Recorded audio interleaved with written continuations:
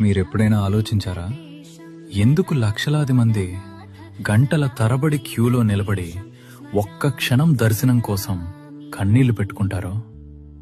అది కేవలం భక్తి కాదు, అది పిలుపు. పురాణాలు చెప్తున్నాయి, కలియుగంలో దైవాన్ని వెతకాల్సిన అవసరం లేదు. కలవు వెంకటనాయకః.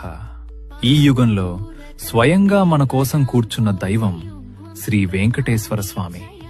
బ్రహ్మాండ పురాణం చెప్తోంది, వేం అంటే పాపాలు, కట అంటే దహించేది, వెంకటాచలం అంటే మన అనంత జన్మల కర్మలను దహించే పవిత్ర క్షేత్రం. అందుకే కొండపై అడుగు పెట్టగానే మన హృదయం తేలికగా అనిపిస్తుంది. వరాహ పురాణం ప్రకారం భూమాతను రక్షించిన అనంతరం ఆదివరాహస్వామి ఈ వెంకటాద్రిని తన నివాసంగా ప్రకటించాడు. ఈ 7 కొండలు ఆదివరాహస్వామికి చెందినవే. శ్రీనివాసుడిక్కడ నివసించటానికి ముందుగా ఆయన అనుమతి కోరాడు. ఇది ఎంత గొప్ప సందేశమో తెలుసా? దైవమే ధర్మాన్ని పాటిస్తోంది.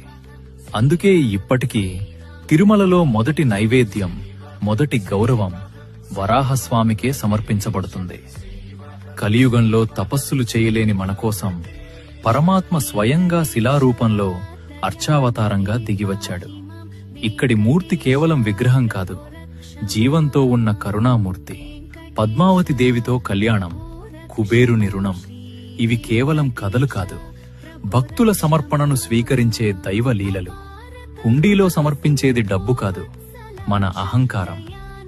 మనం స్వామిని చూస్తున్నామని అనుకుంటాం, కాని నిజానికి ఆయనే మనల్ని చూస్తున్నాడు.